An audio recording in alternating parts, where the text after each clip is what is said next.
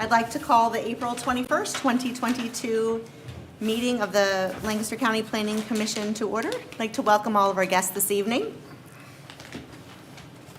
Did everyone receive the presentation of minutes and their packets for tonight's meeting in time to review? Yes. Yes. Are there any comments or revisions to the minutes from the March 17th meeting? No. Never when Crystal does them. Do we have a motion to approve the minutes? We do. Okay. All those in favor? Aye. Aye. Motion approved. We have no public presentations this evening, so we'll move on to our public hearing items. Mr. Barnes, would you like to bring us aboard on the floodplain overlay? Yes, ma'am. Thank you. This public hearing, your first public hearing tonight, is a public hearing for the consideration of a recommendation of proposed amendment to the Lancaster County Zoning Ordinance, Article 23, Floodplain Overlay District. This amendment has been advertised on the website for 2 weeks and also in the Rappahannock Record for 2 weeks as required by law. We have received some public comment, although I don't have anything in writing for you tonight, any written comment. With that said, I'm going to introduce Don Gill, County Administrator, to speak with you quickly before you open the public hearing. He was your staff person during your 2014 update, the last time this article was amended, and has a pretty good knowledge of some aspects of this subject that I think is better explained by him. And also Jim Cantor, the building official, is here, and he's going to catch you up on a couple of the mechanical items that are in the actual ordinance that really pertain more to the building codes. There's a tie-in with building codes and with floodplain that we want to make sure we're consistent with. Anyway, thank you. Mr. Gill. Thank you, Mr. Barnes. As you may recall, 5 of you were here in 2014, 5 members of the Planning Commission were here in 2014, the last time we did this revision. I know, Tor, you weren't, but and that's one reason why I wanted to try to make this as easily understood as possible, because this floodplain ordinance can be very complicated, can be very confusing. And 3 members of the Board of Supervisors are still in place from that 2014 revision. So with that, Glenn, if you'll give me PC2, I'll put this diagram up on the screen. You know, the first flood insurance rate map we had was in 1988. And in 1988, until 2014, we had 3 zones. We had an X zone, which is out of the floodplain, no elevation requirements there. We had an A zone, which was right here, and then we had the V zone, which was here. The V zone is wave heights greater than or equal to 3 feet, and that's what this line depicts. Anything between the X and up to 3 feet was an A zone. That was from 1988 to 2014. In 2014, FEMA came up with this LMWA line. That LMWA stands for Limit of Moderate Wave Action. That is at the 1.5 foot line. So in 2014, we went from 3 zones to 4 zones. You've got the X, the A, this coastal A, which is the 1.5 foot to 3 foot wave height zone, and then the VE zone as well. So in 2014, it went through the same process. Planning Commission heard it, revised it, made a recommendation to the board. Board of Supervisors adopts it. This ordinance is a little bit different than others because it has a federal component to it. I mean, you're dealing with FEMA instead of just dealing with the state government as we are with the Chesapeake Bay Act and the E&S Erosion Sediment Control. So FEMA creates minimum requirements. Then the state gives suggestions to strengthen the ordinance. And then it's up to the localities to adopt something. You cannot adopt anything less than the FEMA minimum requirements, but you can adopt some things that are more stringent. So what I've handwritten up here is what our 2014 revision came out with. In 2014, and let me just, let's back up. And prior to 2014, we measured from where the floods, the elevation from sea level to building construction two different ways. In the A zone, we measured it to the top of the first finished floor. In the V zones, we measured it from the bottom of the lowest structural horizontal member. In 2014, our building official at that time suggested that we make it uniform and measure from the same place in both zones. And I'm sure that the planning commission members who were here will remember your former chairman, David Jones, talking about how if you change where you measure from the top of the first finished floor to the lowest structural horizontal member, you're going to pick up 18 inches or so just by changing where you measure from. And because of that, in the A zone, right here, there was no additional freeboard required. Freeboard is the additional height above the base flood elevation. So based on what Mr. Jones explained, because you were picking up that additional 18 inches plus by changing where you're measuring from, there was no additional freeboard requirement required in the A zone. In the coastal A and the VE zone, building code requires a minimum of 12 inches of freeboard. The state would like to see you go with 2 feet, and that's what's in that's the red language, the red line language that you'll see in the state model ordinance that Brian has put in your package.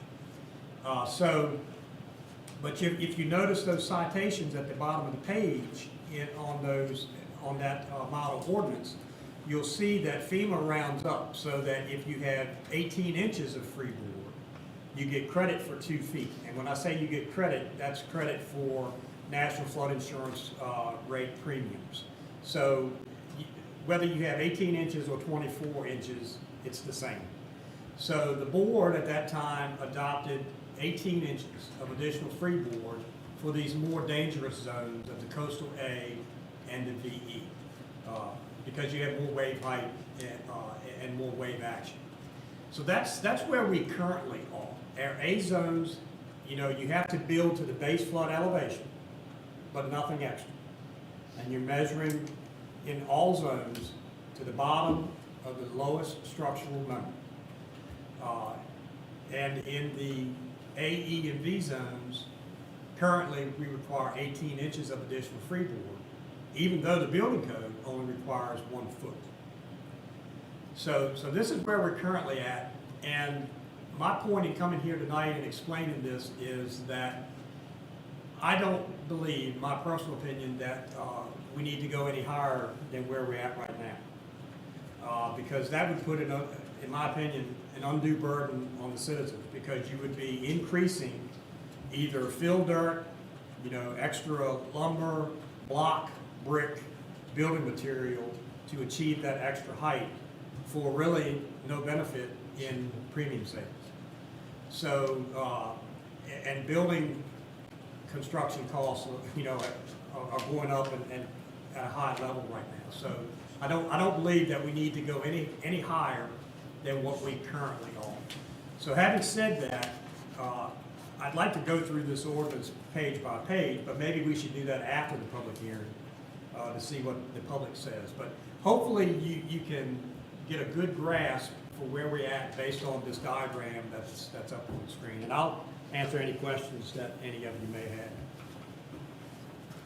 Do any members have any questions for Mr. Gill? Okay. So at this time, we'll open the public hearing. If you come up, please come up to the microphone, state your name and your voting district.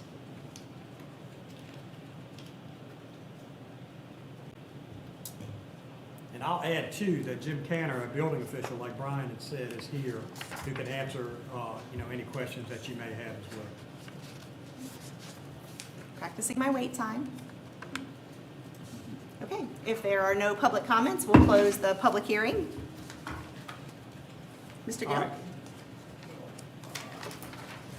If you all have your package, I assume, in front of you, and Brian kept the first 2 pages of the model ordinance. And let me just say that our current ordinance has everything in it that the state suggested model ordinance has.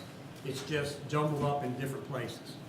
So I think Brian, pushing forward this state model ordinance is probably a good thing, given the fact that the Board of Supervisors has to adopt this, hopefully at their May meeting, and then it has to be sent to DCR at the state and FEMA as well to be reviewed before these maps take effect July the 5th of this year. So the fact that we are adapting to the state model ordinance, they'll be more familiar with that, and it should be a quicker process to get them to approve what we've put forward. But I spent about 3 hours last night with this model ordinance on one side and our current ordinance on the other, and going through and just making sure that everything that was in this model ordinance was in our current ordinance, and it is. It's just in different places.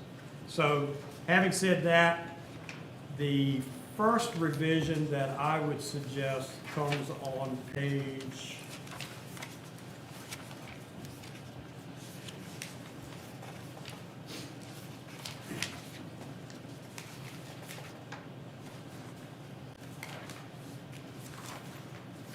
on page 14.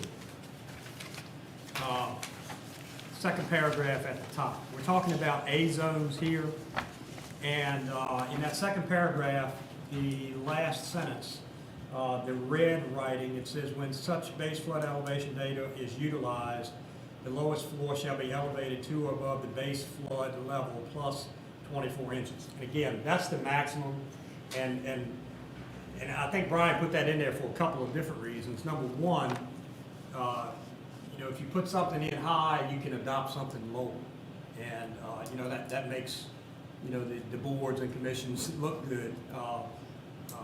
But also, by putting in the max, we're showing DCR and FEMA that, hey, we threw this out there, and this is what got approved. So I think those two reasons, is justifiable for putting in the max. But based on what we currently have, I think that the plus 24 inches should be stricken. In the A zone, all you have to do is build to the base flood elevation. And if you look at the citation down at the bottom of the page, it says, flood maps anticipate 1 foot of rise in BFE, but so while building to BFE is all that is required. So all that's required is building to the BFE. Now, I would add language in front of lowest floor, because that is not descriptive enough. I believe it should say bottom of the lowest horizontal structural member of the lowest floor shall be elevated to above the base flood level. So that would be my recommendation there. And I don't believe Brian or Jim have any heartburn with that.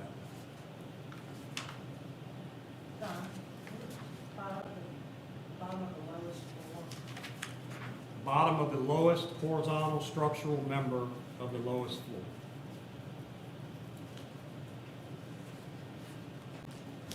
And I'm going to add that same language everywhere you see lowest floor, because it needs to be more descriptive. So that would be revision number 1. Page 15. Number 5, where we're talking about the coastal A zone. Remember, the coastal A is between 1.5 and 3 foot waves. It's more, it's more dangerous than just an A zone. In the second paragraph on the number 5, it says building and structures within this zone shall have the lowest floor elevated to or above the base flood elevation plus 24 inches. Currently, we're at 18 inches.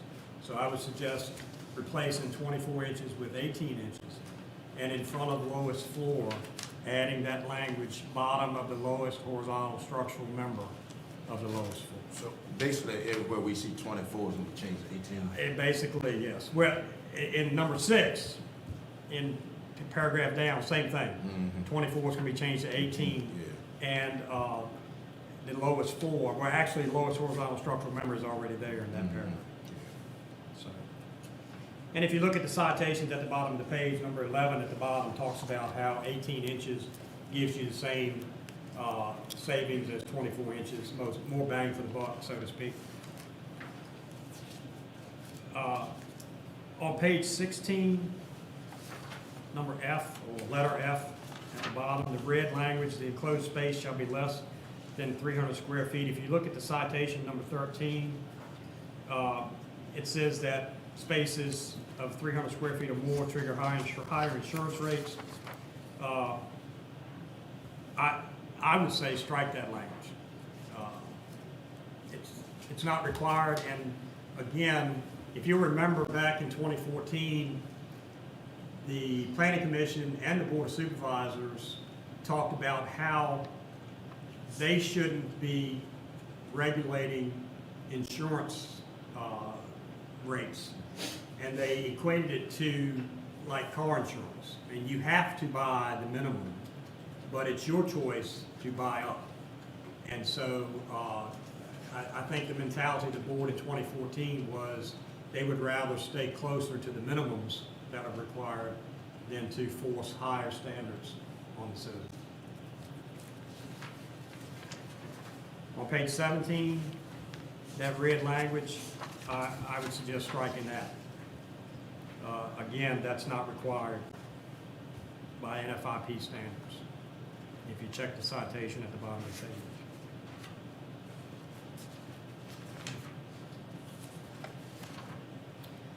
Page 19, the bottom of the page under A, we're dealing here again with A zones. So I would strike that 24 inches, strike the plus 24 inches. All you have to build to is the BFE, and add that language in front of lowest floor. Page 20, under section B, same thing. I would strike that plus 24 inches and add the language under lowest floor, or in front of lowest floor in number 1. And number 2, under B, I'd strike the plus 2 feet, because again, it's not required. The minimum is built to the base flood level.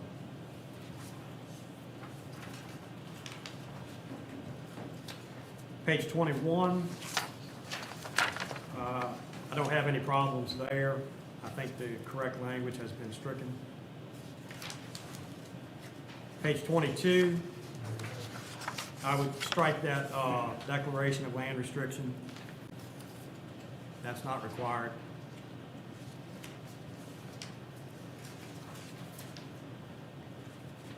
Page 24, I don't have any problem with that added language, because we have seen that where people, to stay below 50% of the structure's value, will do an improvement this year and then 3 years from now do another one. And whereas this red language states you add those together, and if you exceed that 50% of value, then the entire structure needs to meet the floodplain requirements.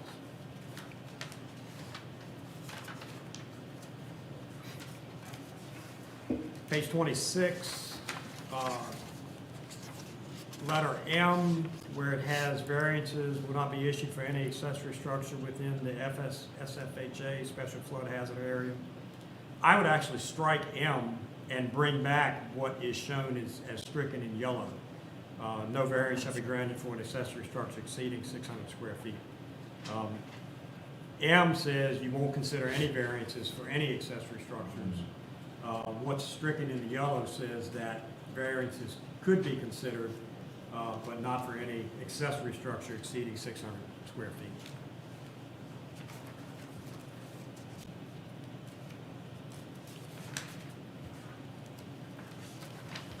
And I believe that is all of the changes.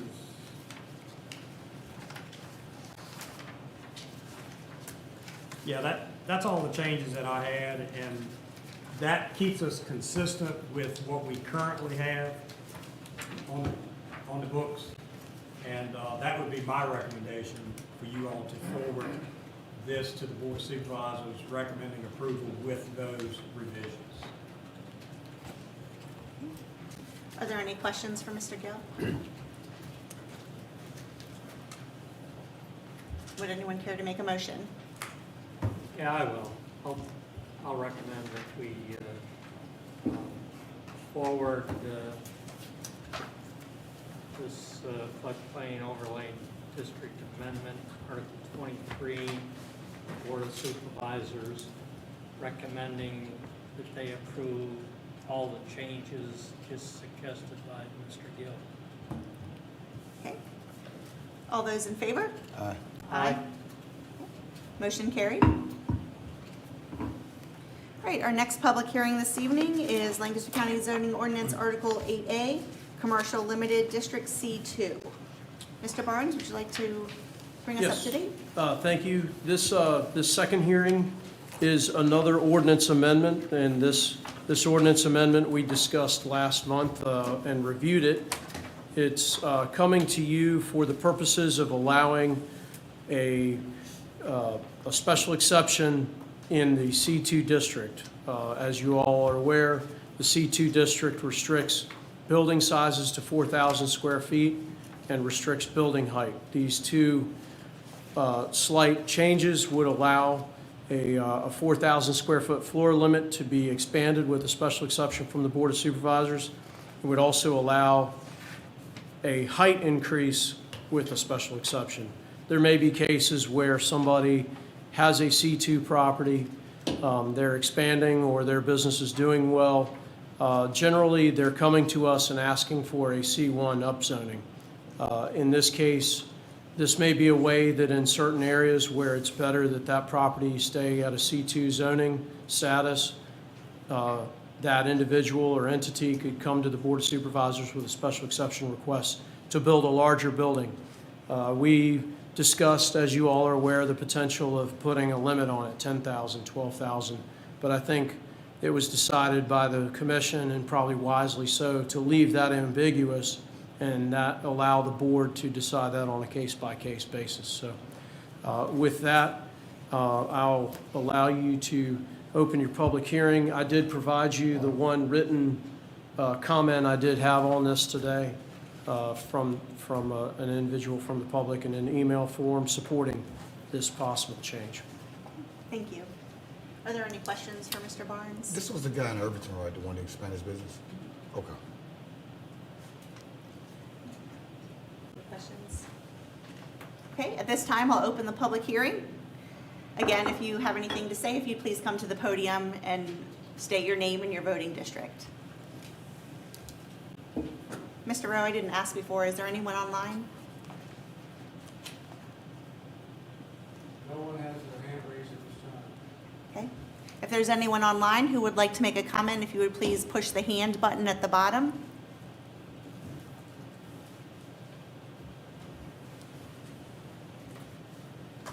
Okay, if there is no public comment, we'll close the public hearing. All right, are there any questions or discussion from the commission? I feel like we hashed this out pretty well in the past. Would anyone like to make a motion? Yes, I only wish we'd had this a few years ago. In any event, I'm in favor of all the proposed changes, and I will propose that we forward ordinance amendment that we have before us to Article 8A, C2 District, to the Board of Supervisors with a recommendation that they approve it. Okay, we have a motion on the board. All those in favor? Aye. Okay, motion carried. Our next public hearing is Lancaster County Zoning Ordinance Article 28, Utility Scale Solar Energy Facilities. Mr. Barnes? Thank you. This is your third and last ordinance amendment public hearing. And this is regarding the Article 28 of the Lancaster County Zoning Ordinance, your utility scales solar ordinance. This one has come back to us based out of your January work session where we discussed the solar ordinance generally and the comprehensive plan mentions of solar. I wanted to show you The main take-home on this is the setbacks, section 28-5-2C. Your setbacks in this possible ordinance amendment would go from 50 feet on the front, rear, and side to 250 feet. Bordering a residential district, you'd go from 100 feet to 500 feet. One of the other items of setback change will also be VDOT right-of-way. Instead of a 75-foot setback, that would increase to 250 feet from the edge of a right-of-way boundary. And as you guys are aware, we discussed this last month as well. The Highway Corridor Overlay District is going to have a larger increase, up to 1,150-foot setback from the center of the road on a 2-lane road and 1,075 feet from the center of the road on existing 4-lane roads. There are a couple other setbacks that have increased here, 5,000 feet from designated historic property. The question was asked to us today about what is a designated historic property or designated scenic area. That language is a little bit ambiguous and perhaps could be strengthened, but staff felt like using the words designated left it open to be a federal designation, a state designation, or a county designation. Some of the historic properties you have in the county are one or the other. Some of them are all three. There are some historic properties. I'm not aware of any that are federal, although I could be missing one. I think there was discussion of making a federally designated historic area. That I'm not sure if that ever occurred. But we do have some county designated historic properties that are not on the state register and vice versa. So that word designated may be a catch-all, but there again, that's up for discussion. The setback from wetlands has gone up to, well, has been created, and it's 1,000 feet from tidal waters and 500 feet from non-tidal waters. If you have any questions of me on this, I'd be happy to answer them. This item has also been advertised on the county website and also in the Rappahannock Record for 2 weeks. Okay, thank you, Mr. Barnes. I don't have any questions. Do anyone from the commission? I think the one thing when I was reading was the scenic part was good, designated scenic area. I couldn't figure what we would consider that. And I'm not honestly aware, Mr. Lee, if we have a designated scenic area. That's, I mean, the only thing that comes to mind is scenic river designation for the Rappahannock River and the John Smith Trail that was a federal designation, but I'm not 100% sure where that stands right now. that may be something that the commission wants to recommend as a strike, but that's up to you. There again, like Mr. Gill said earlier about the flood zone ordinance, sometimes it's better to throw some things in there and see what happens rather than not have it and wish you had advertised that way. Some of the other setbacks you may want to discuss amongst yourselves and recommend to the board something that you think is fitting for the situation. Okay. I do have a question. Basically, this is for Mr. Lee. As he knows, he was part of our working group. Actually, Planning Commission worked on a draft ordinance for, I don't know, close to 2 years, I think. We studied other municipalities' ordinances. We had a lengthy series of public hearings, and we drafted an ordinance which the setbacks and various restrictions are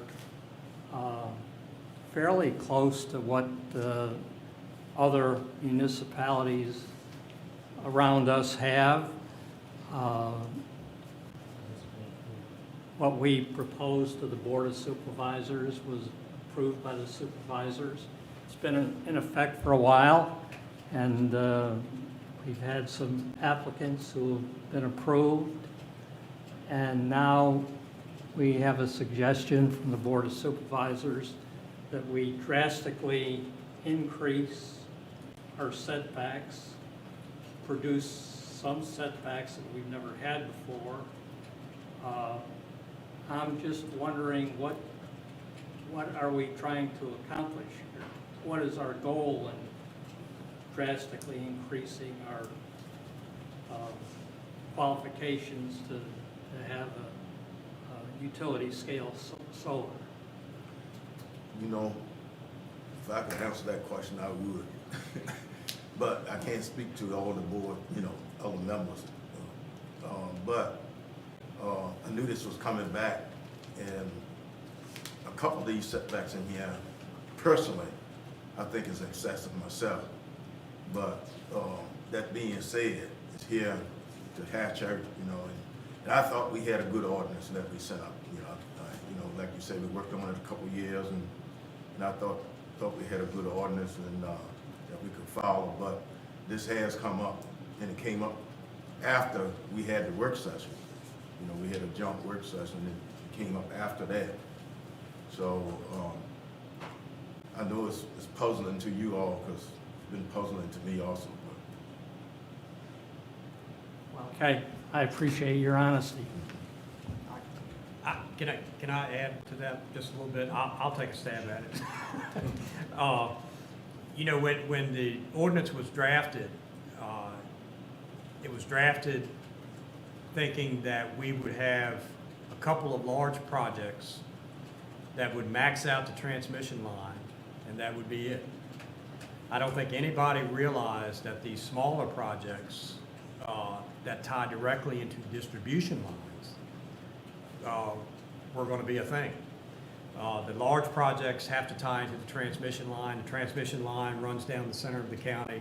They want to be close to the transmission line. They have to be close to the transmission line.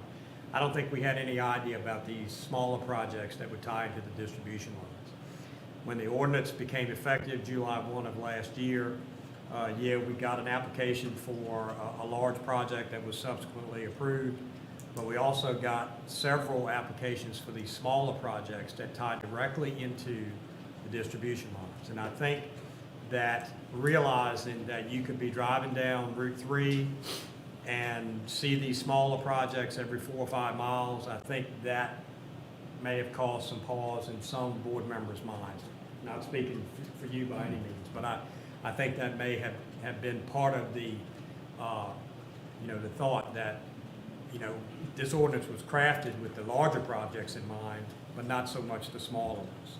So I think, coming back to the Planning Commission for revisions is maybe asking the Planning Commission, what about these smaller projects that tie directly into the distribution line? How can we amend the ordinance to account for those? Yeah, I remember Mr. Barnes raising that point at our joint meeting. And my thought at the time was that that didn't correspond at all with my anticipation of what kind of solar installations we would have. I don't know about the other members of the Planning Commission, but I had no idea how many or what size or what lines they would be tying into. So I can't say that, that what's happened is changed from what I anticipate.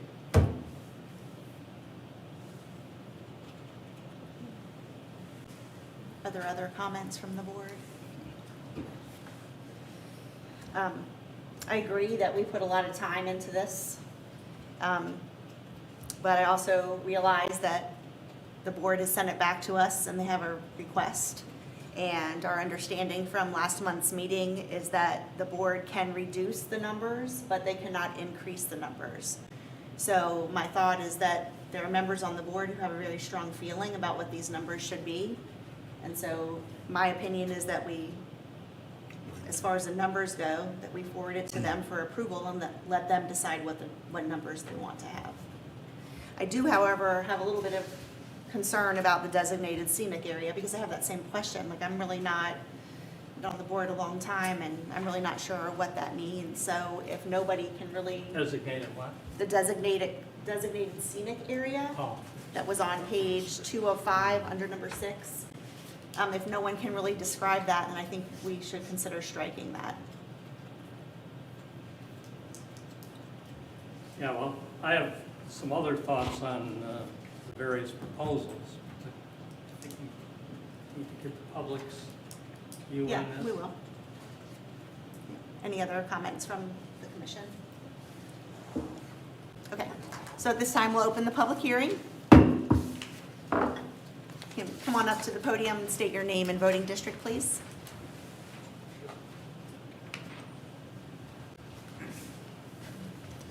My name's Ed Cockrell, District 2.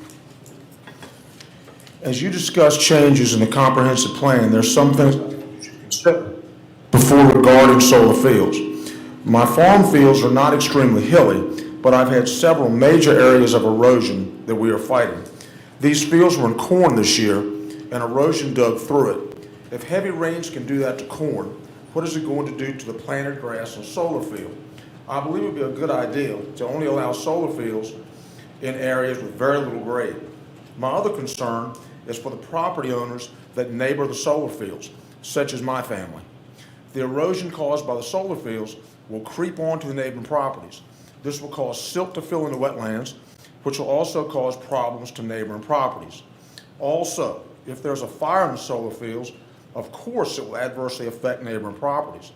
There were 2 solar fires at Dunsville Solar Farm in December and 1 more in March. The power had to be cut off before the firefighters could work. In the first fire, the firefighters had not been given the combination to the gate. These issues caused delays. There was damage to neighboring properties. The most alarming thing about these fires is they are not battery fires. According to the fire department, the fires were caused by the sun reflecting off the solar panels, igniting the grass. For these reasons, I believe there should be at least 1,000 foot or more buffer between the solar fields and neighboring property lines. In the 3rd fire in Essex, if the wind had shifted, this fire would have burned a home. Craig Shirley is suing for reckless endangerment and asking for an injunction on the Dunsville solar facility. The solar company in Essex has not kept any of their promises. As I have stated before, my land has been in my family since 1811, 6 generations. We are very concerned about the effect that the solar fields will have on our property that we love dearly. It's not real estate to us. Louisa County, Gloucester County, and Essex County have all had ecological disasters, not my word, due to solar development. Everything should be done to prevent these things from happening here, especially to those of us who did not sign up for this program. Thank you, Mr. Cockrell.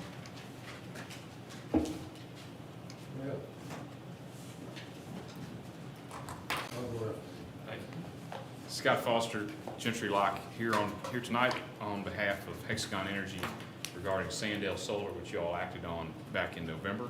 You remember I was here with you during your ordinance adoption process on behalf of Open Road Renewals.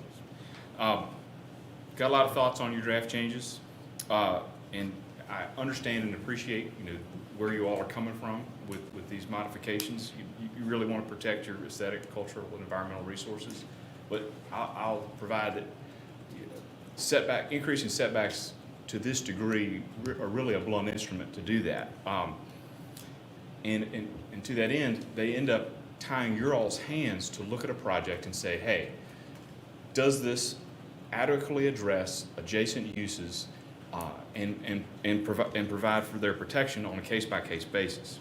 So just as an example, 800 feet from wetlands has been proposed in the comprehensive plan. That's over 80% of the county. So that's a lot of the land. A better option is to allow applicants to use DEQ's advanced runoff and water quality modeling to determine the impact on a case-by-case basis and design specific measures on a case-by-case basis to ensure that a solar project is a net benefit to the watershed relative to current uses like ag. So historic properties at 5,000 feet. Again, that's a blunt instrument. 5,000 feet doesn't account for, well, can you see it from there? I mean, we're talking about almost a mile. So, there's really no measurable impact at 5,000 feet if it's sited correctly. Instead, an option would be to require a determination from the Department of Historic Resources that no mitigation is required as it relates to a specific historic resource. That is something we have to submit as a part of our PBR application anyway, and it's something that can be provided up front. And DHR is very objective in that analysis. Second, these residential setbacks.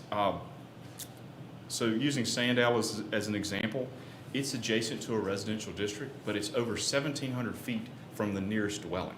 So it doesn't really account for the actual physical impact to that adjacent residential use, which is really what you should be focused on. And an example of that is, you all provide for that type of flexibility and measure from residential dwellings when you apply your landscaping provisions in the parts of your ordinance that are not being amended tonight. I've provided you with a GIS analysis of the application of these setbacks. So as you flip through here, you'll see each requirement applied. So they deleted the internal property lines for contiguous properties with one owner. And then once you apply the 250-foot setback from property lines, which ends up being, that's a 500 feet line setback to setback, you can see the effect there on developable area in the county. And then second, the 500-foot setback from residential zoning, that blocks out more or less the southern half of the county. And third, the 1,000-foot setbacks to 200, 354, and 3, you can see those long lines that get generated along that corridor, takes out more land. The 5,000 feet to designated historic places, so this model assumed National Register of Historic Properties and DHR districts, so you can see those circular patterns coming in and taking out more property. And then last, 500 feet to non-tidal waters. You all know this is a tidal county, and that too takes out a significant amount of developable land. 250 feet to wetlands. Again, you guys are chock full of wetlands, so that when you apply that layer, you become even more restrictive. The 800 feet to wetlands in the comp plan, you've pretty much blotted out the entire county at that point. Last, on the last sheet, there are two, I guess that's purple circles around the 2 Dominion substations. Those are 4 miles. It's a 4-mile circle around each of those substations. These distributed generation projects, like Sandale Solar, from a technical feasibility perspective and an economic perspective, they have to be located within that 4-mile loop or close to that 4-mile number from that substation. So those are the 2 circles we're actually talking about where these projects are likely to be located. There is no market yet for projects that would go onto a co-op sub, which is the rest of the substations in the county. As it relates to Sandale Solar, we would ask that you recommend to the board that this ordinance only apply to applications that are received after the ordinance is adopted, that it not apply to a project that you all have already acted on and recommended in favor of. I could talk about this at length, but in closing, I'd ask that you all take a close look at each one of these setbacks and think about, would you like to be able to consider a project that can't comply with that, and to that end, would you like to retain the discretion to evaluate projects on a case-by-case basis and not have them immediately struck for violation of the ordinance? So I appreciate your all's time. Thank you, Mr. Foster.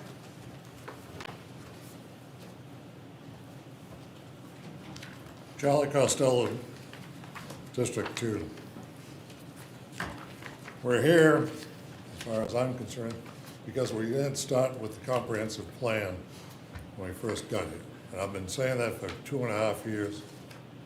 Just want to mention. The setbacks are coming from the thing when people's, Dave, they started talking about distributed property.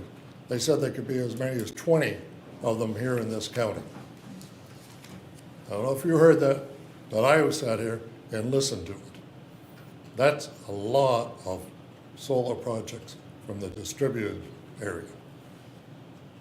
The big ones and so on are 2 in nature.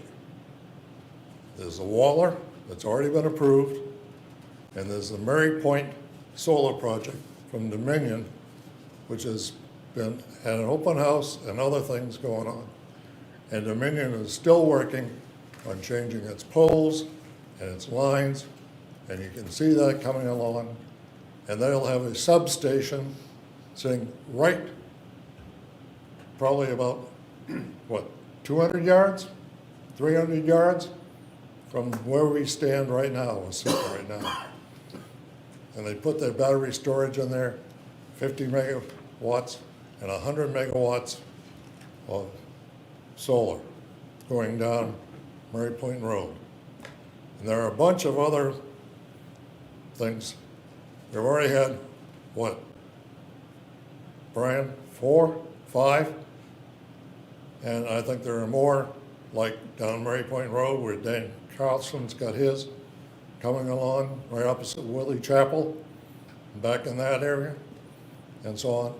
And you name it, it's under it.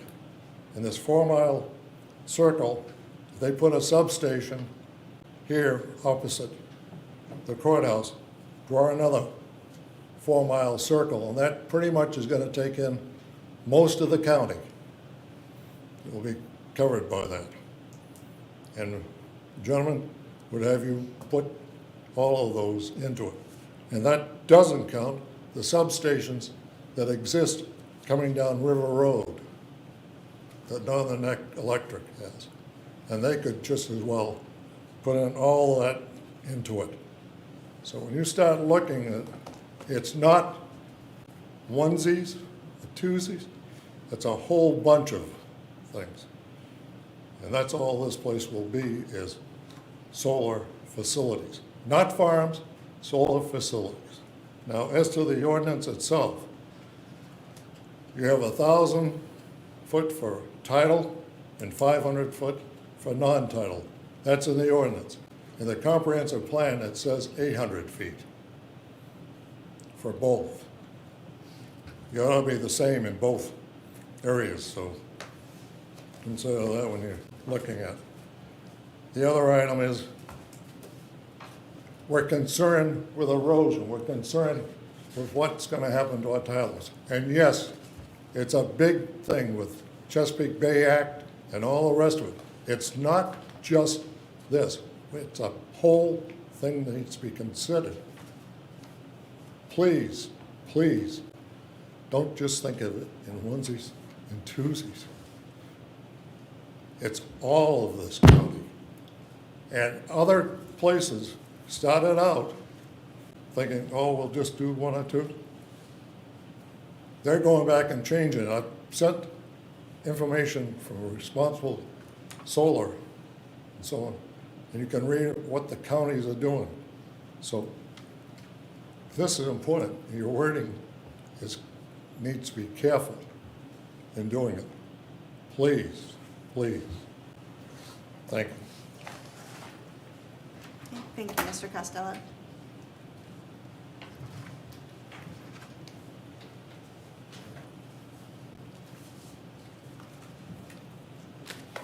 My name's Jamie Cockrell, District 2. The evidence in the local counties of Virginia, such as Louisa and Essex, speaks for itself regarding the damage from construction and operation of utility-scale solar farms on wetlands, sloping lands, and neighboring lands. These counties have had to learn the hard way, an expensive way, that the decisions made in haste and without research, their decisions were made in haste and without research or expert advice. With that evidence in front of them, Lancaster made the same mistake.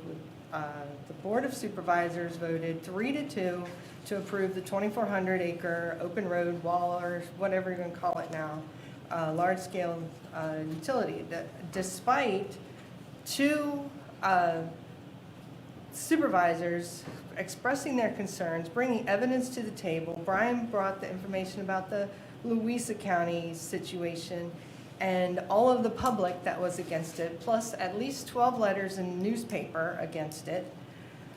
Initially, everyone should have considered the Virginia policies that protect wetlands, 9 VAC 25-380. I'm not going to read the whole thing, but in part that it recognizes the irreplaceable value and man's dependence on wetlands to maintain an environment acceptable to society, preserve and protect them from damaging misuses, and it is our duty in Virginia to protect wetlands from adverse dredging or filling practices, siltation, toxic materials throughout construction activities, and prevent violation of water quality standards from such environmental insults. Placing responsibility on bulldozer operators to maintain buffers, stay away from wetlands, avoiding destroying natural vegetation, maintaining grade restrictions, that just seems silly. And entrusting them not to pollute, to clean up their fuel leaks, staying off of someone else's property. It goes on. Wetlands do not even always have visible water. They're there. We have a lot of it on our property, and Susan Cockrell's property and other cousins in the Cockrell and Forrester family have property adjacent to the Loblolly and the KD and all those other logging properties that bought into the Waller Solar. But anyway, all those wetlands are there, whether there's water in there or not. They're soft, they would be at risk of erosion and siltation due to carelessness. If you look at the cleared land, as Mr. Costello was talking about here on Courthouse Road, you can see how steep it is. It's running right into the streams. The wetlands feed into the Rappahannock River. There should definitely not be solar there. It's very slopey. And all of the land that was approved near us in Upper Lancaster looks exactly like that. There's steep slopes, there's wetlands everywhere.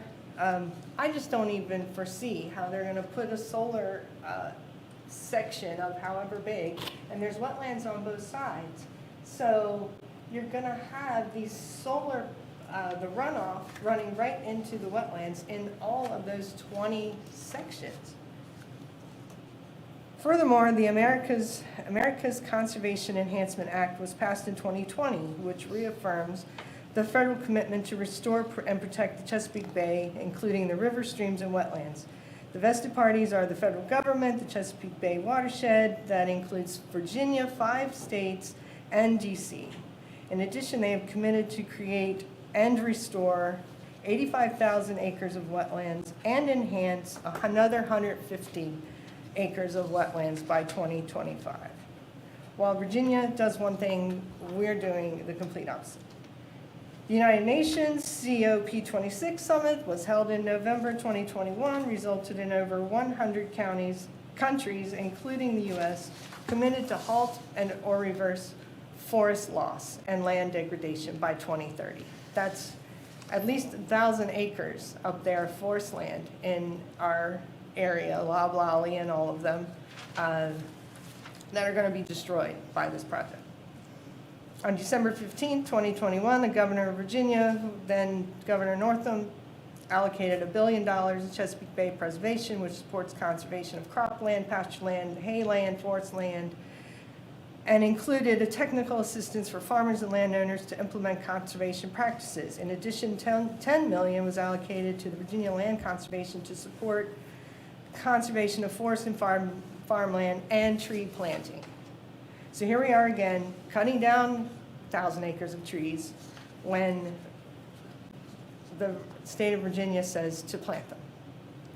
Finally, in March or early April, responding to both the Essex and Louisa County disasters in order to protect downstream waterways and properties and to be consistent with the EPA, DEQ and Governor Youngkin have classified the solar panels themselves as impervious.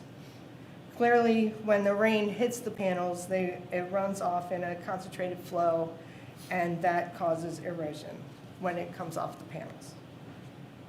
So prior to the vote that they did on this level fields one last month or 2 months ago, one of the supervisors said that the solar discussion began 2 years ago, and that's been said tonight. So why are we still arguing about it? And the reason is all of these policies that continue to evolve. What was thought 2 years ago or 2 months ago has changed.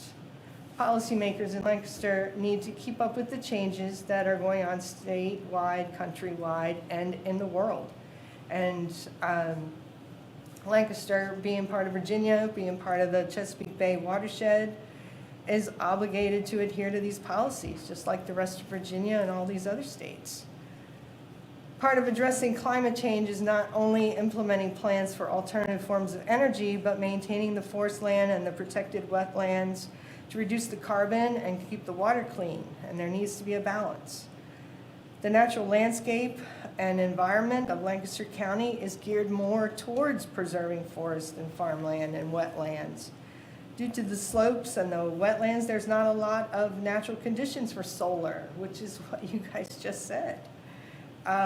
Any flat land is already in crops, and we should not be forcing solar where it will do irreparable damage. Thank you, Mrs. Cockrell.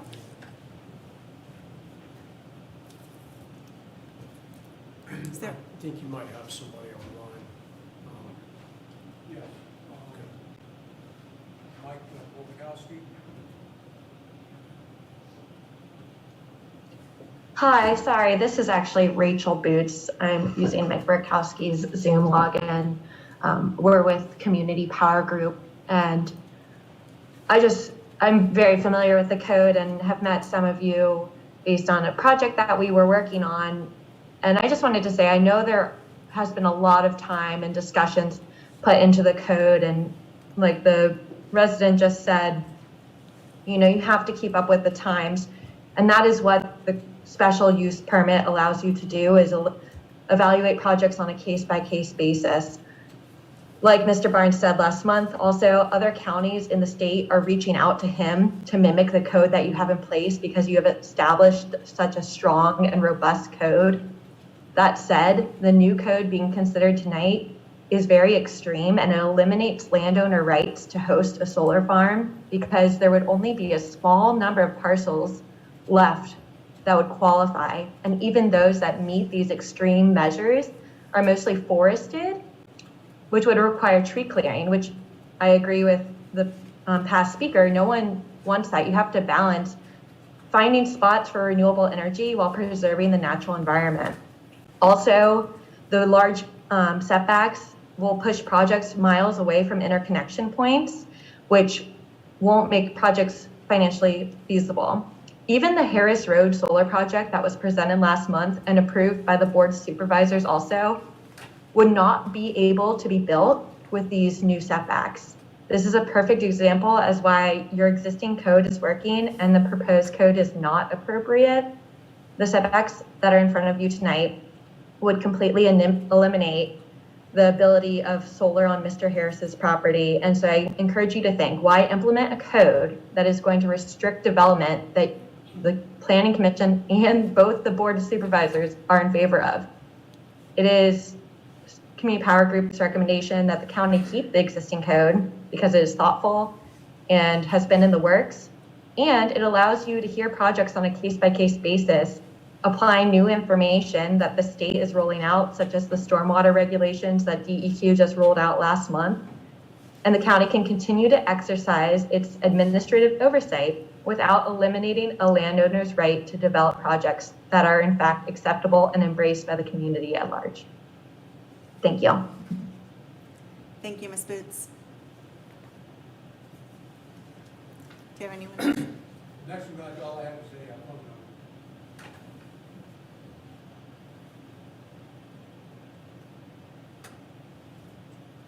Do we need to say what the phone number is? Yeah, hi, can you hear me? Yes, we can. Okay, great. Hi, my name's Charlie Coggeshall. I'm with the Coalition for Community Solar Access. I actually do not live in Virginia. I live in Asheville, North Carolina, just south of you all. And I represent a trade association which is focused on community solar development. In Virginia, we call that shared solar. And these are projects that are typically in the 1 to 5 megawatt range. So relevant to what past speakers have talked about tonight. And individuals, businesses, schools, municipalities, what have you, any kind of entity essentially can invest in these projects and then receive credits on their bill based on the share of the project that they have a subscription to. So it's a kind of an ideal way for providing access to projects for folks that don't want to put solar on the roof, or that are renters, or that don't have any other sort of opportunity. So that's the kind of cohort that I represent. We have nearly 90 members working nationally. And in Virginia, there was a shared solar program that was established in 2020 through legislation that the rules are still getting finalized, but we're pretty close to that period where there's going to be kind of a true launch of the program. And there's a lot of excitement from the solar industry side, but also from the resident side and the entities that potentially could be investing into the project. I should note that these projects require at least 30% of their capacity set aside for low-income customers to ensure that there's an equitable type of participation that occurs. So my understanding is that there's a solid code that was established just about a year ago, and now there's a significant overhaul that's being considered on that. And from member companies that I've talked to, this would undermine the project economics of a handful of projects that are in the county that have been making investments, have deals with landowners that are interested in having diversifying their revenue streams, and completely kind of pull the rug out from under them, which to me is bad for business for Lancaster, but also just bad from a policy kind of process standpoint. And so our hope is that you will stick to the robust and what my understanding is reasonable code parameters that were established a year ago, and follow through with that. And as the prior speaker noted, that doesn't provide a green light to every single project that applies. There's still individual discretionary reviews of those projects. If the homeowners around the project don't want it to be there, that's going to be a problem for that project. It's in the interest of these developers to ensure that the communities are welcoming, that there's benefits that can be kind of accrued, for the county and shared across the community. And so that's sort of your backstop. I think that's important to keep in mind. That said, if there is a feeling to so inclined that there needs to be some reconsideration here, then we would request that you open it up to a stakeholder work group kind of process, have the due diligence of hearing from all stakeholders, hear from the landowners, hear from the developers, hear from the folks that would be impacted from such a major change, and maybe come up with something else. But yeah, it's very concerning from at least from a business perspective, but I imagine from a policy perspective too, for most, to just kind of pull the rug out from underneath of something that was established not even a year ago. And I appreciate your time. Again, my name is Charlie Coggeshall with the Coalition for Community Solar Access. CCSA is what we're known as from an acronym standpoint. Thank you. Thank you, Mr. Coggeshall. I have one more, Stephanie Johnson. Go ahead, Ms. Johnson. Thank you, everyone. Hello, thank you for allowing me to participate in today's meeting. My name is Stephanie Johnson, and I serve as the Executive Director of the Chesapeake Solar and Storage Association. I'm based in Baltimore, but I'm working extensively throughout Virginia.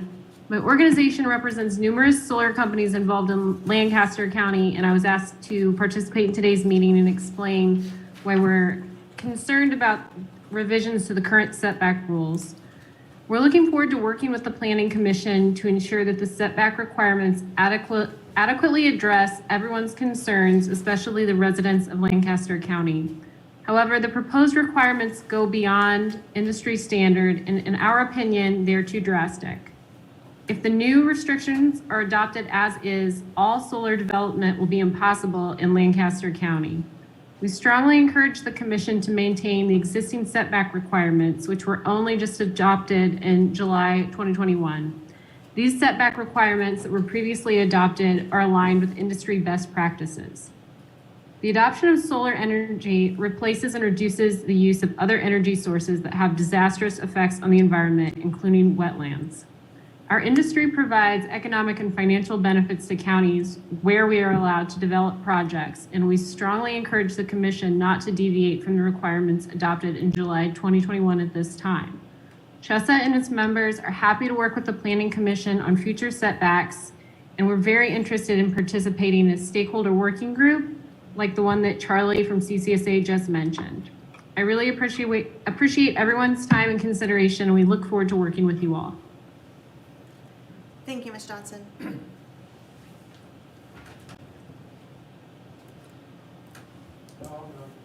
it. All right, thank you. Is there anyone else who would like to make a comment before we close the public hearing? Okay. Public hearing is closed. Commission members, discussion? Yeah, I have a thought. We're getting along in time this evening, and we have some other items to consider. And it kind of bothers me that a subject this important and that all 7 members of our planning commission have worked so long and hard on. And I wonder if we shouldn't defer the planning commission discussion of this item until the next meeting when the three missing members tonight, including our planning commission chairman, can be here to participate. Okay. I think he's Gentlemen? absolutely right. Mr. Penn? I agree with that. Okay. Would someone like to make a motion in that direction? I will make a motion that in view of the absence of 3 of our members of the Planning Commission, including the chairman, and in view of the importance of this matter, that we defer our discussion of these increases in setbacks and other changes to our ordinance until our next meeting. Okay. All those in favor? Aye. Aye. Aye. Motion carried.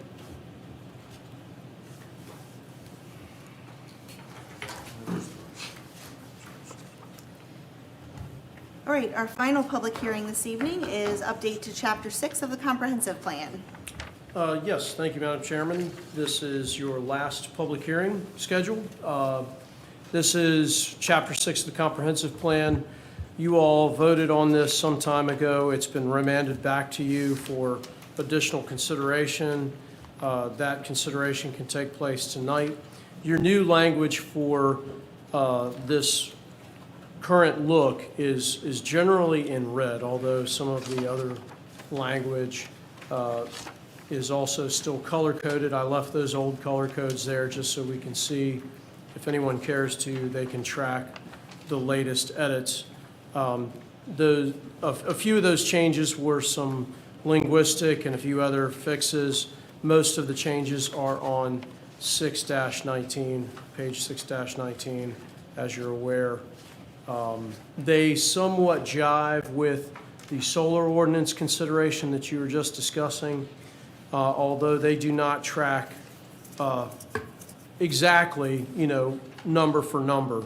That would be somewhat difficult to get those two to line up exactly, but that may be something that you do want to pursue. Just like your other items tonight, this has been on the website for over 2 weeks and also advertised in the Rappahannock Record. Thank you. Is there discussion amongst the board? Any questions for Mr. Barnes? How would you describe a 5% slope?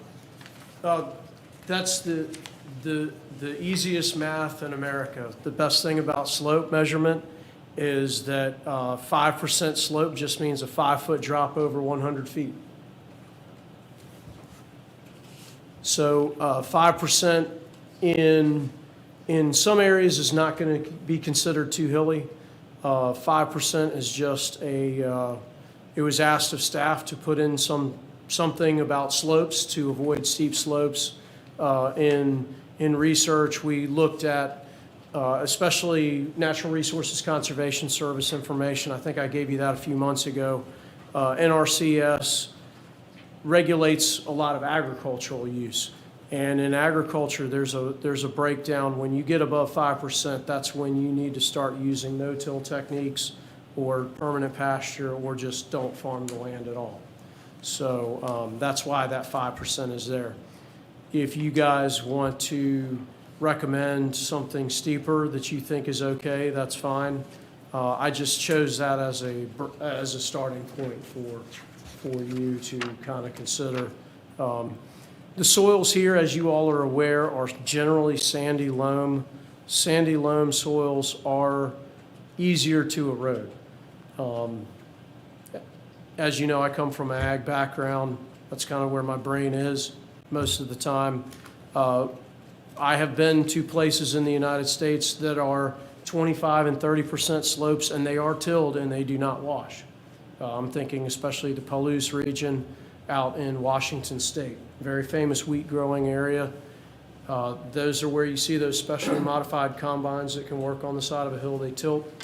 But that land is extremely sticky and very clayey.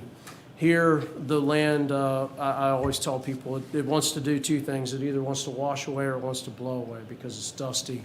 Most of the topsoil we have here blew in during the Ice Age. It's actually soil that came from Illinois and Iowa, and it blew here during the Younger Dryas period.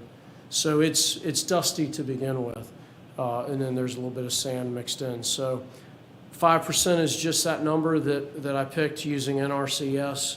Just like anything else in an ordinance, 25-foot side setbacks for residential. Could it be 26? Yeah, it could be. Could it be 30? Could it be 15? It's just a number to really start with, but that's where that came from. Let me ask Mr. Foster if he has any thoughts on the 5% slope issue and how that would impact on solar developments. So there are slope limitations to solar technology. I can't quote the exact measure of what that is, but I can get you that number. So as Mr. Barnes described, certain areas are just not suitable for solar because of their slope. It's naturally going to gravitate towards areas that are flatter, not only from the technology perspective, but also from cost of construction perspective, because flatter ground needs less grading, et cetera. So those two interests do align. But I'll get you that number on what the technological limitation on slope of ground is to establish solar. We may act on this tonight. You have a reaction to the 5%? I mean, so it's a guideline. It's in the it would be in the comprehensive plan. I would say that's fairly restrictive.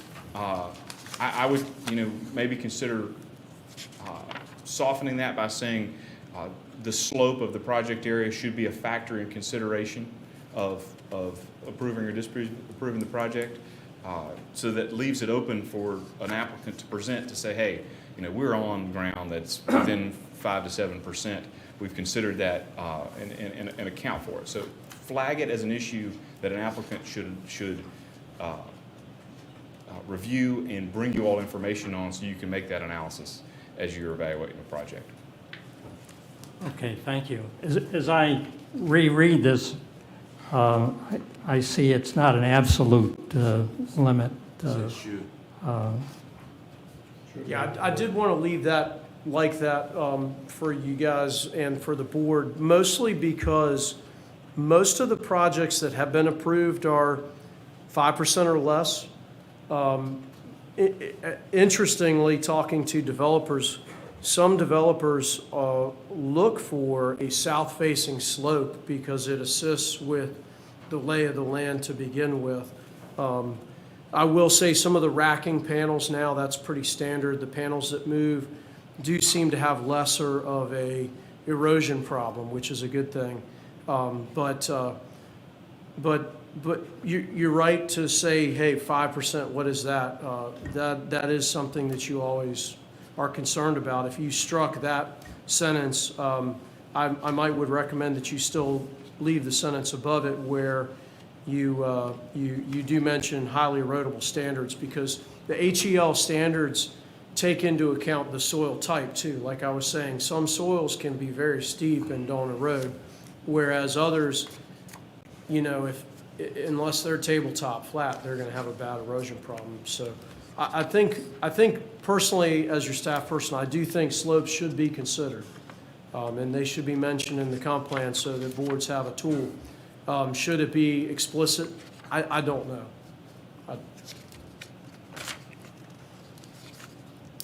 And I think of 5%, and I think of 5 feet per 100, that like seems hard to imagine, but when you drop it down, that's 1 foot per 20. That seems kind of steep to me.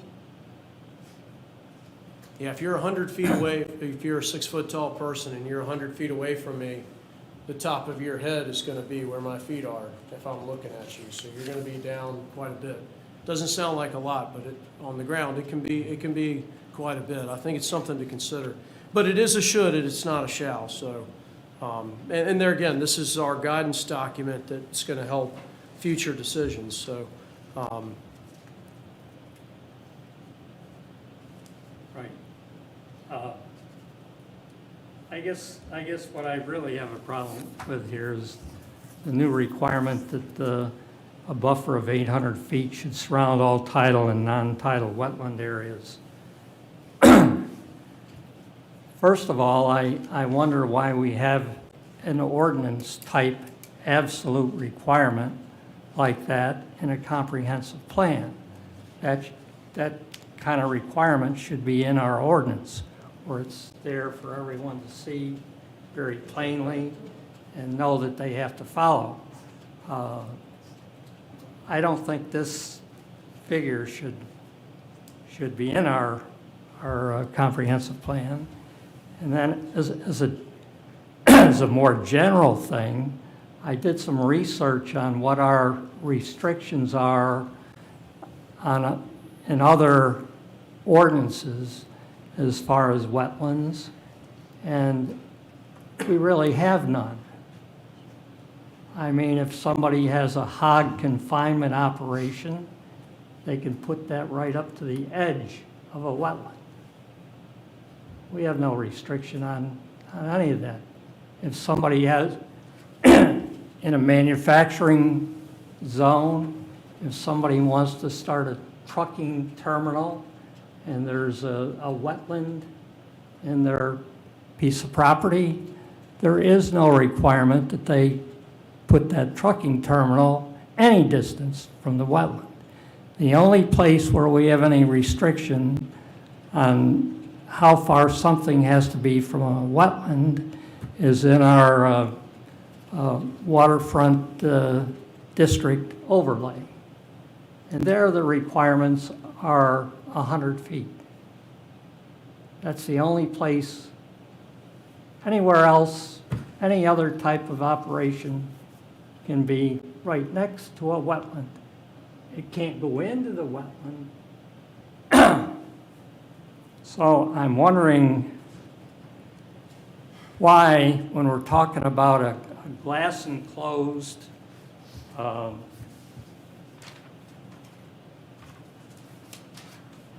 really non-toxic to the point where when they dispose of these things, when they live out their life or there's some kind of damage, the remnants, what's left, can be disposed of in an everyday landfill.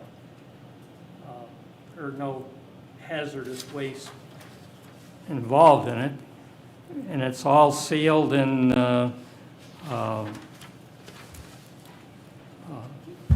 shatterproof tempered glass, so that breakage is very uncommon.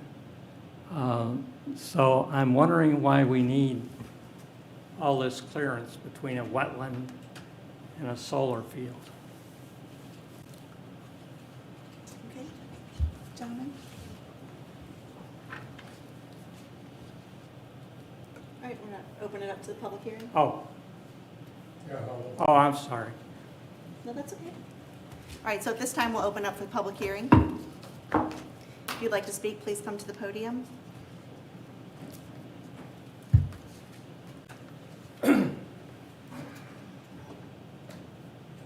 Charlie Coastal, District 2. This is where we should have been before. the 800 feet, there is a requirement to be imposed for wetlands. It's in the Chesapeake Bay Act. It's called the RPA.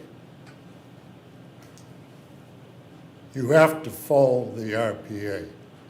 That's already there. And what is it? It's at least 100 feet back. And non-tidal is also the same type of thing. You have to have the requirements. That's why non-tidal exists right down there at Harris Road and thing where Chase was putting his storage things. That's non-tidal wetlands, the storage area. That's why it hasn't sold, it hasn't been fixed for years. The comprehensive plan is to set the guidelines for ordinances to follow after it, not for the comprehensive plan to follow the ordinance, like we've put the cart before the horse again. What I hear, what you all are being asked to do is open up Lancaster County to whatever the developers want to do. What you have done tonight is allow them another month to get their applications in. There will be more applications coming in, which will come under the ordinance as you have it now. That's why the Sandley and the Board of Supervisors allowed these applications to come before and to be processed. There's no moratorium. There are applications just working like hell to get in here while the ordinance is where it is. And you have allowed another month to 2 months for this to get done and go before the Board of Supervisors. That's where you're gonna be. Is that what we're doing? Is that what we should be doing? I'm sorry.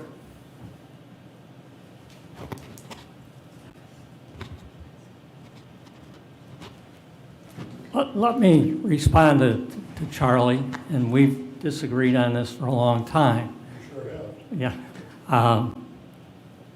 I do not believe that everything needs to be in the comprehensive plan before the county can proceed to allow it or have ordinances concerning it, that sort of thing.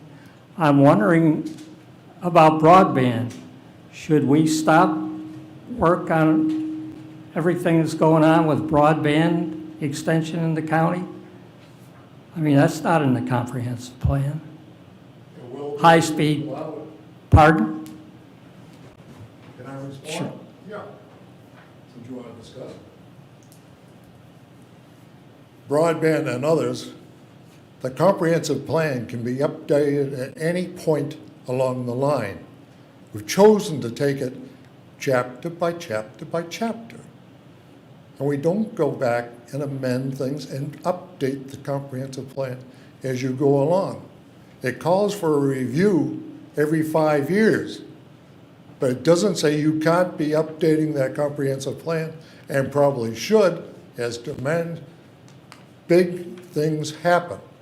It be well. We're trying to do strategic plans and bring them in line with the comprehensive plan and others. We're sitting around waiting every 5, 7, how many years has it been since we did the last one? 2013 was the last one. 2013. We're just a little bit behind the game, aren't we? And a whole lot of the things in the world have changed. We should have been updating this comprehensive plan on a continuing basis. Sorry. Well, we did start within the 5-year period. I know we did, Tony, but here we are. And- We're on chapter 6, we still have 7. And once chapter 6 is amended, there is a section on broadband in it, so it That's will, right. it will be. But, I mean, I echo what Mr. Chuck said, that the comprehensive plan is a general guide, and that ordinances are specific. Right. So, That's why I was thinking, he's exactly right on this 800, Yeah. 800-foot thing. Yeah. That shouldn't be that specific in there. And as far as us holding things up so that solar developers can get in here with proposals before our requirements are changed.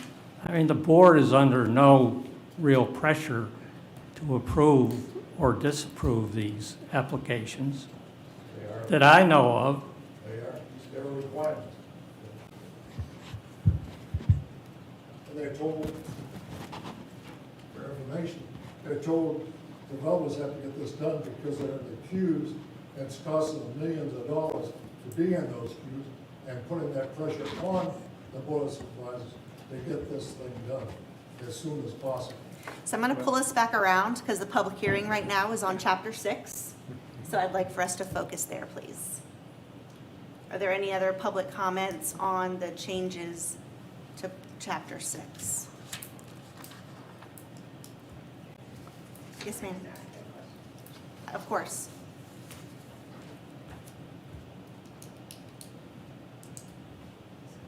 I'm Jamie Cockrell, District 2. So if you do put this off till next month, do we have to come back and give our statements again Yes. to the 3 people, 4 people who aren't here? Or are they going to watch it online, or what is that going to involve? So they'll get the minutes from tonight's meeting, which will have your comments in it. And if you have your comments written, if you would like to share those with Mr. Barnes, he'd be happy to include those in the packets. Okay, all right. And That'll work. we have a recording secretary. Right, who- I know, she does that. I just didn't know to what degree they went back to stuff that they missed or whatever. All the minutes from tonight's meeting will be in the packet that we receive for next month. But you are more than welcome to share your document, and that can be included in our packet. Thank you. You're welcome. Mr. Rowe, do you have anyone else? Okay, so at this time, we'll close the public hearing. All right, what is the pleasure of the board? How would you like to proceed with Chapter 6? I can live with the slopes of 5%. It's not an absolute, and it seems appropriate for a comprehensive plan. But I would propose that we take out the sentence on the buffer of 800 feet in wetland areas and hold that decision for what we decide as far as the ordinance. So just strike that last sentence in that paragraph.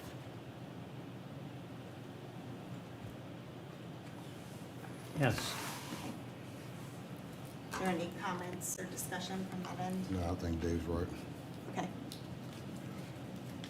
Are there any other suggestions for changes from the board? Okay. If that's all, do we have a motion on the table? I'll make a motion that we make the change that we've discussed on the 800-foot buffer around wetlands. We eliminate that sentence.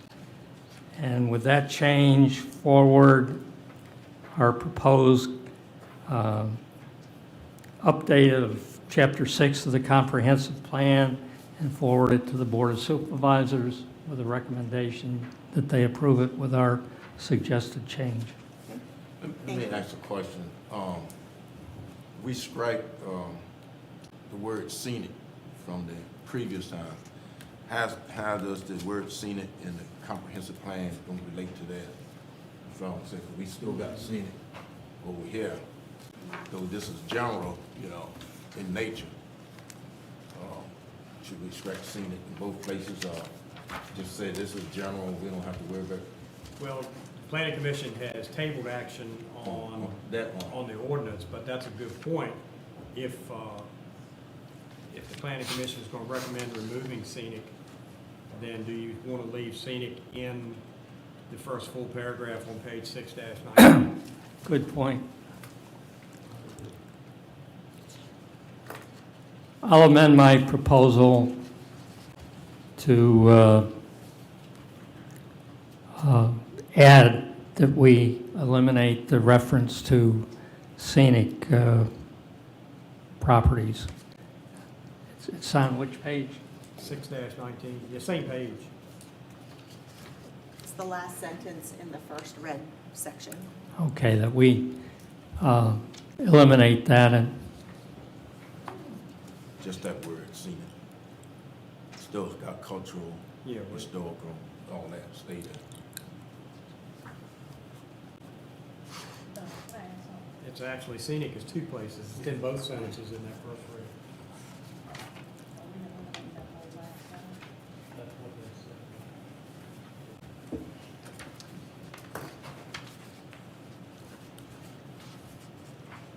Yeah, the word scenic is in both of those sentences in the first read section, so how would you wordsmith that, Mrs. Booth? Well, I was just going to ask if we have scenic defined. No. I don't believe so. Okay. So, So that last sentence would be gone, then. I think you just delete the word scenic the first time it shows, Yeah, and then strike the last sentence. 'Cause and that- strike the last That's the only sentence. thing the last sentence is talking about. Mhm. Yeah.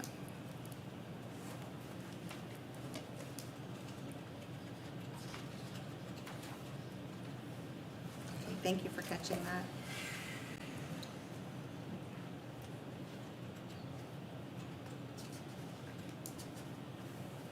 Well, you could leave that sentence and just strike the last three words, just strike from scenic impacts. If you think that the highway corridor overlay district should have extra consideration. Should have extra consideration. Yeah, I like Just that. That'll work, yeah, I think Yeah. that is important. yeah. Yeah, that'll work.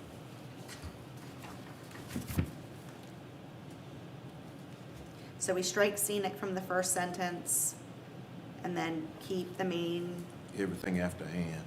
yep, keep the first part and strike the last 6, 7 words. 7 words. Okay. Mr. Chapp, would you like to adjust your motion?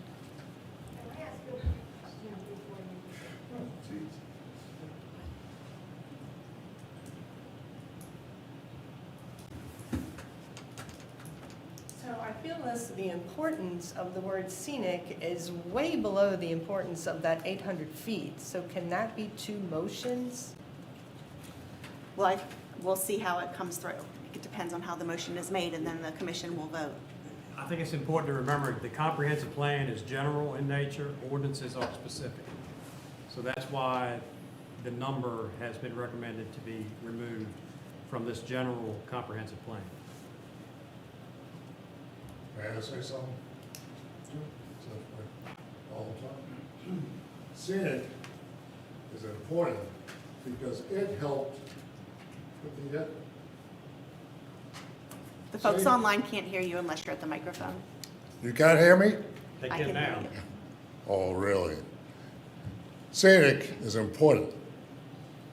Scenic is important because if we didn't have scenic in our comprehensive plan, we'd have towers across the Rappahannock River. Because that was cited as a point by the hearing examiner on those towers and putting in our comprehensive plan and what the people of Lancaster County wanted to have happen. Words matter. Thank you. Scenic is important.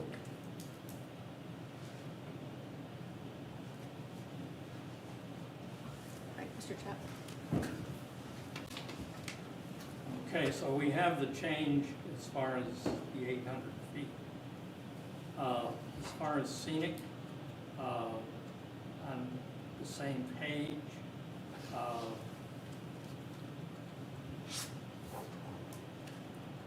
I would propose that we delete the word scenic the first time it's used in the second paragraph on page 6-19.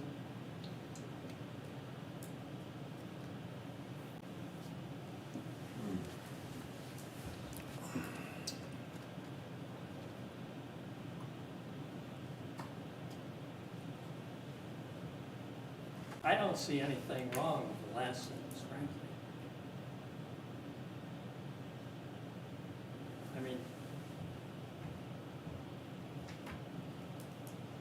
not talking about a scenic site that has to be kept away from.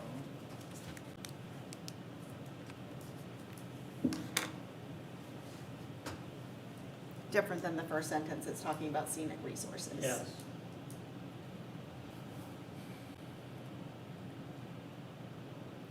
Thoughts? What's the definition of scenic? That's what I was trying to figure out what they're talking about. Right. I recommend that we, leave it as, even with the buffer of 800 feet.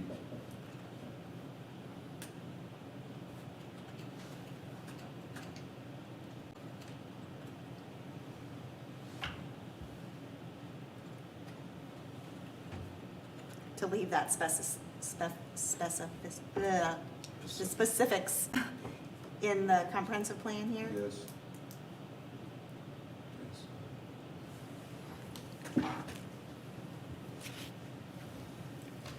So we may need two separate motions.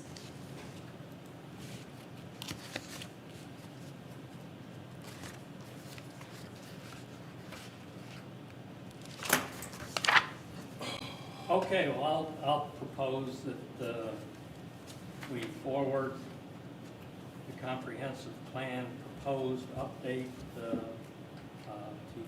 Chapter 6 to the Board of Supervisors with a recommendation that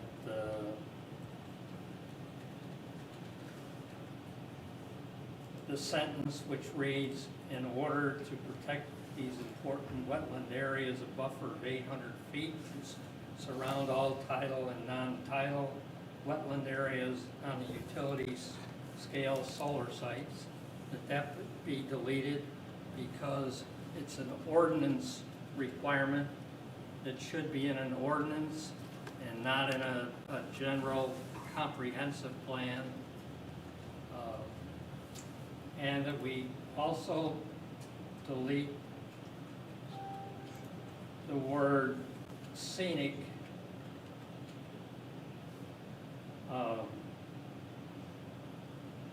in the second paragraph on page 6-19, the first time it's used in the second paragraph. That the board also delete that. Okay, so we have a motion on the table. All those in favor signify with aye. Aye. Aye.